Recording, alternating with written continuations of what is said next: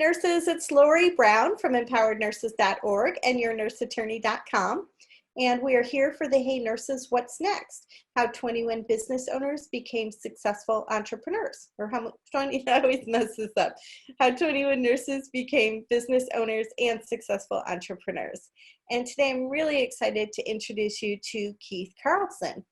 And Keith is a holistic career coach for nurses. He's an award-winning nurse blogger, writer, podcaster, social media influencer, keynote speaker, author, popular career columnist, as well as a nurse innovator and disruptor. I love that. With more than 2 decades of nursing experience, Keith deeply understands the issues faced by 21st century nurses. Keith's podcast, The Nurse Keith Show, offers inspiration and practical support to nurses seeking to create a meaningful and satisfying life and career. He was the founder of and co-host of RNFM Radio and one of the first nursing podcasts on air. And Keith's message of savvy career management and professional satisfaction reaches tens of thousands of nurses worldwide. He can be found on Facebook, Twitter, LinkedIn, and Instagram, as well as at nursekeith.com. Keith lives in Santa Fe, New Mexico with his wife, Mary. Mary's a writer, storyteller, and coach. Mary Reeves of healingstories.com, and their adorable and remarkably intelligent cat, George. So maybe George will make a personal appearance. He might. Anyways, I am super excited to speak to Keith today because I probably would not be doing this show if it wasn't for Keith. Keith was a huge inspiration to me when I started my own Nurses Biz School program, and he's just been an amazing mentor. I personally coached with him, and I can't just say enough good things about him. So Keith, welcome. I'm really, really happy to have you. Thanks, Lori, and it seems like I paid you enough to say all those superlative things. Well, maybe the opposite. I hired you. Oh, right. Okay. Well, anyway. That's okay. Anyway, so Keith, why don't you share with our listeners and viewers a little bit about your business? Oh, okay. So my business has evolved over time, and like most businesses do, evolution is important because otherwise we stagnate and die. So it's had some changes, and I currently have several different arms of my business. So I'm a big believer in multiple streams of income, especially when your streams are not always steady and they're the kind that go up and down and up and down. So it's good to have multiple streams so that you don't have to rely on simply one. I have not been working as a clinician since the winter of 2016. So I've been fully self-employed for just about 3 years at the time of this recording. So one of the main branches of my business is career coaching. So I work with nurses, I say, across the nursing lifespan, from nursing students to people older than me who are kind of looking at what their final chapter of their career might be. And that career coaching can encompass all aspects of nurses' careers and their lives too. Some life coaching gets stuck in there for sure. Another branch of my business, another arm, is speaking at conferences, which Lori, I know you're very skilled at. And that's something that I'm growing at this point. That's one of my consciously growing branches of my business. Another major branch or arm is freelance writing. I do make a fair amount of my income from writing. It's something that comes easy to me. And my blog has actually been in existence since 2005. So it's been around a while. And then I do a little consulting now and then, and podcasting, which isn't a huge moneymaker, but it's definitely a funnel for my business. It's a form of content marketing. So that's the basic structure of my business at this point in time. So how interesting, Keith. I think that we've heard as a theme throughout these programs is that, nurses, once they start a business, they tend to be serial entrepreneurs and have multiple streams of income. So you fit right in. Yeah, I try my best. And one of the things that you mentioned was you quit your day job in 2016. So what was the biggest obstacle you had in getting the courage to do that? Financial stability, definitely, for sure. I grew my business. I'm sort of a, I'm kind of a slow learner, and I'm not a huge financial risk taker. I take risks in other parts of my life, just not in terms of my financial life.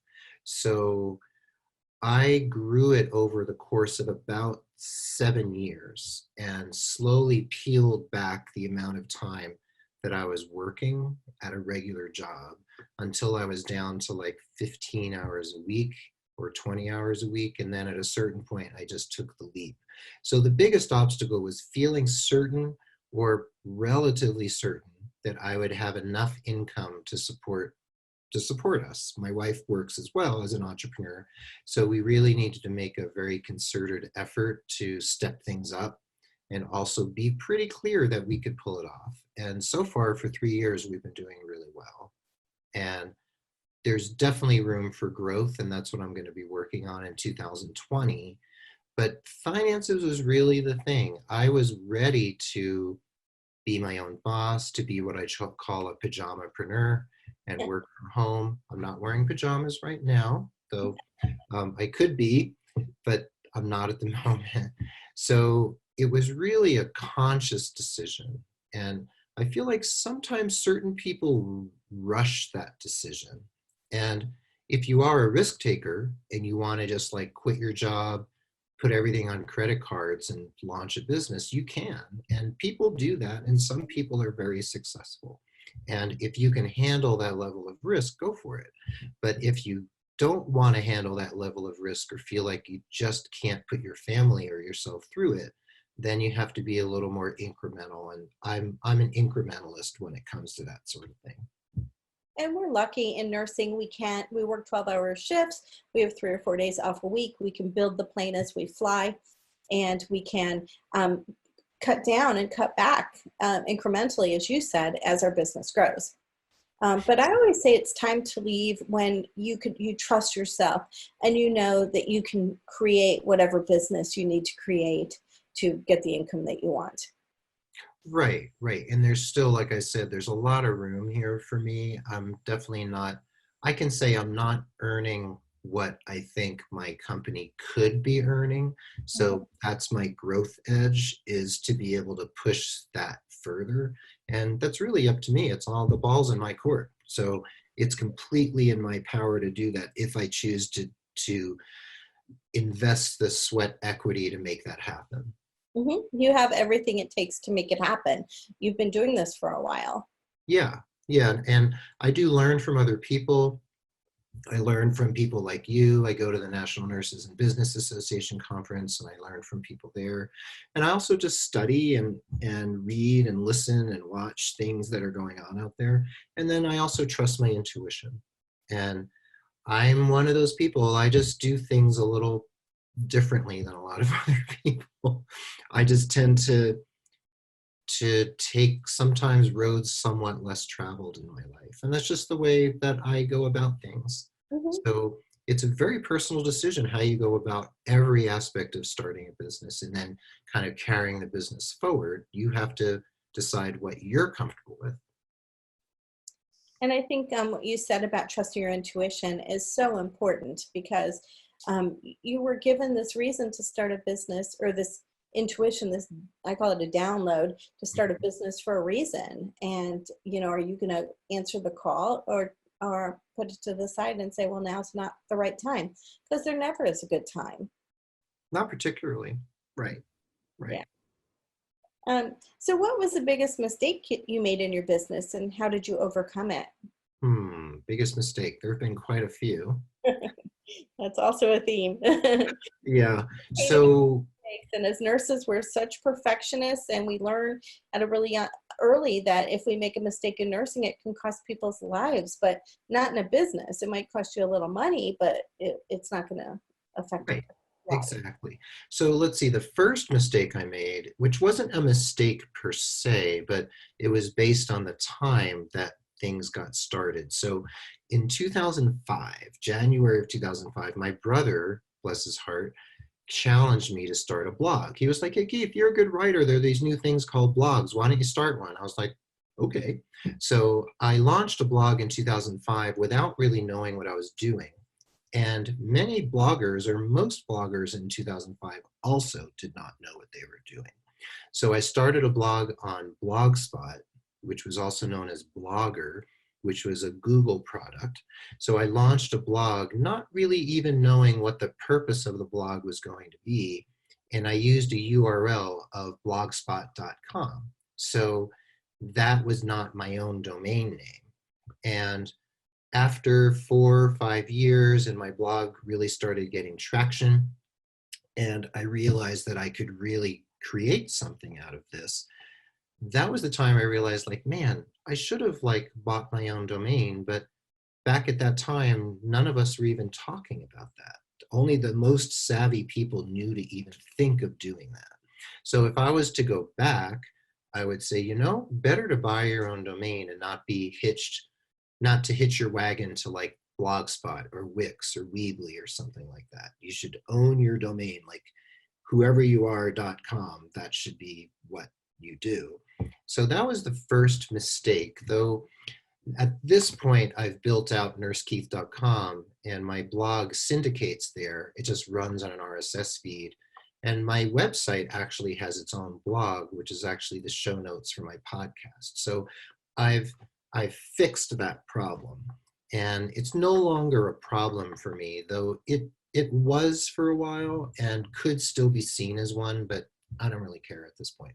So, but definitely you have to be very careful about how you create things and be very clear that you're talking to the right people, reading the right information, listening to the right podcasts, watching the right videos to make sure you learn from others' mistakes. There weren't that many nurse entrepreneurs out there in 2005, 2006 to learn from. Right. So I was kind of winging it along with several other people like Sean Dent and a couple others who were out there at the time. So that was one mistake. Another mistake was launching my podcast. This actually also was not a mistake, but it could have saved me a lot of trouble. I started out producing my own podcast and learned by the seat of my pants. I just kind of learned. I built the plane as I flew, like you just said a few minutes ago. And thinking back, producing it myself was good experience, but those early episodes are not as good. They're not as high quality. And I could have knocked it out of the park much sooner. But I also was operating on a shoestring. It was a bootstrap kind of deal. And I didn't have the money to hire a producer, or I didn't think I did. So I hired a producer at the time I thought I could actually pull it off. And so I wouldn't characterize it as a mistake, but it was somewhat of a something I would have done differently given the opportunity to do so. Excuse me 1 second. So that was another piece. And another one would have been to bring in the people I needed to help me sooner. So setting up all the stuff that needed to be set up to create a business. I wished I had had a few experts on board in the beginning to save me a lot of headaches. So my advice, if you want me to give some unsolicited advice, would be investing just a few $100s here and there can make a big, big difference. So sometimes you have to consider, is it really worth it for me to spend this tiny bit of money in the bigger picture to get where I want to go faster? Yeah, yeah. And I always say, if you can spend $15, $20 to have somebody do something for you and you're going to make more an hour, then hire out, because your best time is used making money and not doing the $15 or $20 things that somebody else can do. Right. The caveat being, if it's something that you truly, sincerely want to know how to do, like producing a podcast, then maybe it's worth your time to put the time in to make that happen and learn the skill. But there's certain things I've chosen not to learn how to do because I'm better at other things. So I'm pretty much dialed into the fact that there's stuff I do and stuff I don't do. And unless I'm really keen to learn that skill, I just hire out right now. Yeah. And the other thing I wanted to address is you said that you were doing your podcast on somebody else's or your blog on somebody else's site. And nowadays, namesarecheap.com, GoDaddy, you can buy a URL for like $12, $18, something like Exactly. that. Yeah. And you can get your own email for $2 a month. So you can get Lori at loribrown.com or whatever you want to work to use, whatever name you want to use. But don't, if you're going to go into business, be professional about it and don't use your email of nightnurse@gmail.com or anything like that.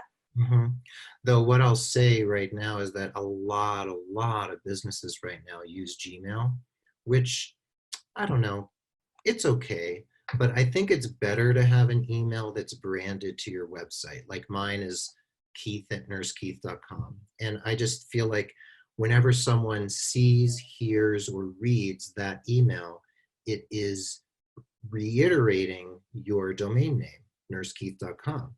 If Mhm. they hear nursekeith@gmail.com, they're not hearing my domain name. They won't necessarily identify that as my domain. So it's in a way, it's a form of cheap advertisement. So have an email address or multiple email addresses that are directly tied to your domain. Yeah. And don't feel that you need to run out and before you even get started to build out a website and pamphlets. Things are going to change. The most important thing you can do just to start is talk to people Mhm. and see, get them to, to enroll them to work with you. I don't believe in sales. I believe in enrolling, because sales is something you do to somebody. Enrolling is you do something for somebody. So Mhm. enroll them to work with you. See if you like it. Figure out your voice and the way that you do things, because your marketing materials and your website will be much better then. That's true. And can I say a little something about that, Lori? So, That in terms of websites, yes, you can build a cheap website through Wix or Weebly or something. And no matter what, make sure you use that domain name so that if you then switch to WordPress, you still own that same domain, that you don't have to go switching around and redirecting everything. That's a pain in the butt. The other thing is, some businesses starting on a shoestring, what they'll do is they'll start with a Facebook page, like a business page on Facebook. And that will be their nominal website for the beginning of their business. Because through Facebook, you can actually take payments, you can schedule stuff. There's a lot of things you can do. It's not in your best interest to do that in the long term, but I personally feel that if you're starting on a shoestring and you just want to, like Lori said, enroll a couple people, start with a Facebook page and maybe create a LinkedIn page for your business too. And that will be the place people interface with you until you're ready to step it up. Do you agree, Lori? I do. And you're also a big advocate of LinkedIn as well. Mm-hmm. To get a LinkedIn profile, because Yeah. it is a great opportunity. People, it's like your business card. People can look at you in LinkedIn and find out exactly what you do. Mm-hmm. Yeah. And what I'll say about LinkedIn is that people see it as an online resume, and it is in some ways a resume on steroids, because you can have recommendations, endorsements, videos, all the stuff that you can't have in a regular resume or CV. However, people also see LinkedIn as social media. It is and it isn't. I've heard and I've adopted the saying that LinkedIn is a search engine disguised as social media. So there's a social aspect of LinkedIn. You're sharing stuff in your feed and reading stuff from others' feed and commenting and liking and stuff like that. However, LinkedIn is a place to be seen and see and find and be found. So you might as well have a robust presence there so that people can find you and you can find other people. So remember that LinkedIn's a search engine, and you can make your profile and your pages there really sing for you if you know what you're doing and you utilize the platform to its greatest capabilities. And I actually hired Keith to help me with my LinkedIn as well, because he's the master at it. Oh, you did. That's right. Thank you so much. I appreciate it. So again, you're going to need lots of mentors.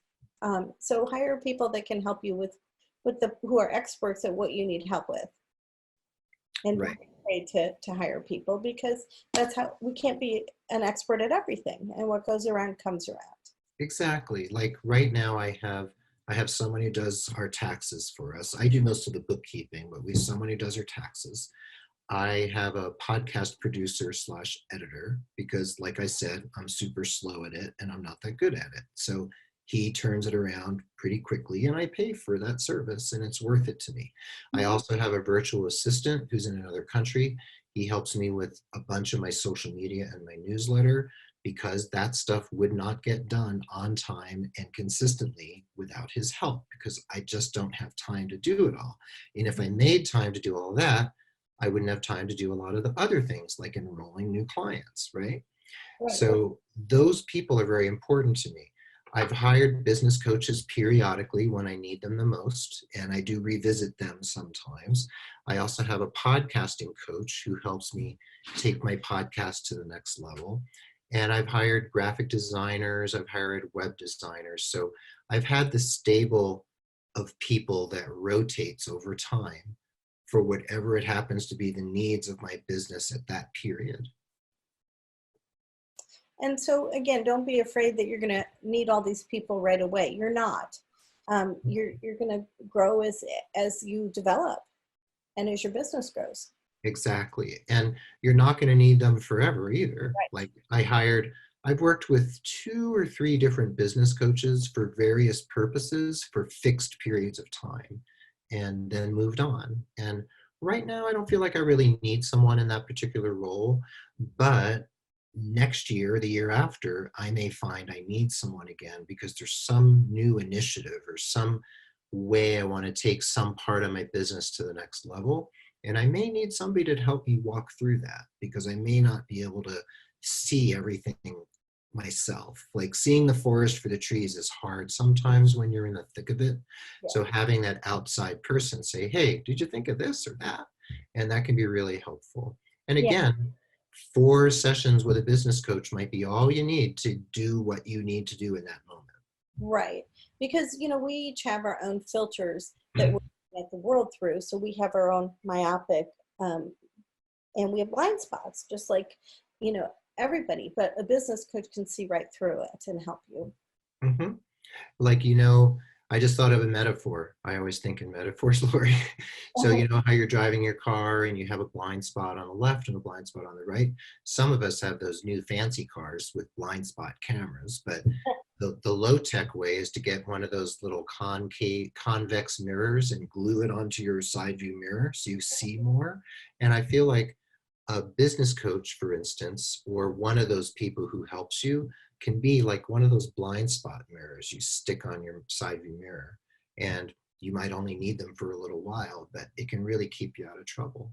Yeah, definitely. Mhm. Yeah. Well, great. So what advice would you have for nurses who want to start their own business? Well, we've covered a lot of it already. One is that actually the main thing I would say is that, and I've said this before and I'll say it many more times, but Lori, if you've heard this before, you can just, nod off for 30 seconds or so. So business hasn't changed really essentially since the time of cave people. So back in the day, millennia ago, you had a cave person who was really good at taking a bone and sharpening it into an instrument that could spear a piece of meat, right? And then you had another person who knew how to tan hides so that you could stay warm when the weather got cold in your cave, right? Uh-huh. So those people would trade those 2 skills or services for one another's because they didn't know how to do what the other person did. Business has not really changed since then, except that we generally, well, some of us do sometimes barter, but generally we're exchanging money rather than a product or service in a barter. So back to that cave person who tans hides and the one who sharpens bones, they each had something they did. They produced a product or a service that someone else needed and was willing to pay for in order to benefit from that product or service. Business is exactly the same now. So you need to identify your products and or services and identify the niche of the market who wants that. You have to be solving a problem for a real live person who has a real live problem that you have a solution for. And that audience needs to be able to be willing to pay you for that product or service. So nothing has changed at all except for what we exchange for those products or services. So be clear, do your market research, talk to people, make sure you're solving a problem that actually exists for people who actually exist, who want what you have. Because you might have an amazing idea for a problem that no one really thinks is that important. And so you're not necessarily going to kill it out there in terms of business. So just be really clear about those aspects, and that'll help you a lot in terms of determining what it is you do and offer and who you're offering it to. Good point. One of my biggest business mistakes was I started the Nurse Protection Association, and it was my idea to have prepaid legal. So people would pay a certain amount a year. And if they had any legal issues like before the board or license protection, that they could get some advice or get representation if they need it. Right. And what I realized is that most nurses, they don't realize that they could be called before the board. They think they're a good nurse. And everybody I've represented has always said, I never thought I'd get called before the board, yet here they are. So it's like any type of insurance. It's, would you get car insurance if you didn't have to? Renter's insurance or homeowner's insurance? It's kind of like one of those necessary evils. But we all know that the risk of getting in a car accident or having something happen to our home is probably greater than having a license issue. Exactly. Yeah. Right. It was, Right. it was a tough lesson, but Yeah. a good one. And I had the opportunity to step into my value instead of, having a low cost prepaid insurance. I got to charge what I'm worth to save somebody's license and their livelihood. Right. Pricing is a really big one, and you kind of learn as you go. You can learn from other people. If someone offers a similar service or product, you can learn. Sometimes you just kind of have to wing it and see what the market will bear. So the more research you do, it all goes back to the nursing process. Assess, assess, assess. Gather as much data as you possibly can, and you're going to make better decisions. And nursing students roll their eyes at me, or new nurses, like, do we have to talk about the nursing process? But it's very true. You assess, you diagnose the situation, you implement your plan, you go through that whole process. And it served me really well in business too, I have to say, as much as nursing students might not want to hear that. I always say that, when a patient comes to you, they don't have a sign over their head, appendicitis. You have to assess, plan, intervene, and evaluate. And the same is true in law. When somebody comes to me, they don't have a sign over their head about how to handle their matter. I have to assess, plan, intervene, and evaluate. And some people will call and say, well, what do you think is going to happen? I'm like, I can't prescribe before I diagnose and do my assessment. So the process will definitely help you in a business as well, no matter what kind of business. Exactly. Good point. So Keith has been extremely generous, and he is offering all of our listeners. Keith, I hope you have 100 hours in the day, because I don't know how you're going to do this. But every day has 100 hours. Did you know that? In a day? Sure. But Keith has generously offered a free coaching session, a 45-minute coaching session. And so if you are interested in taking Keith, experiencing his greatness of coaching, which I would highly recommend, because he's been very helpful to me. And actually, I've referred several clients to him as well. You have indeed. I'd highly recommend taking him up on this offer, because it is extremely generous. Thank you very much. Sure. Yeah. Anyone who comes to me from anywhere in the world can have 30 minutes of my time just to do a complimentary consult. If you mention Lori Brown or this series or Brown Law, then you get 45 minutes with me. So I'm just tacking on 50% more time with me for anyone who mentions Lori. Well, thank you. So we will put the link where you can email Keith in the notes here. And Keith, you have shared so much wonderful information. Thank you so much. Thank you. Thank you, Lori, and thanks to everyone who's watching and listening. And it's really a pleasure and an honor, and I'm always willing to hang out with Lori Brown. Aw. Well, thanks everyone. We'll see you on the next show. Bye. Bye.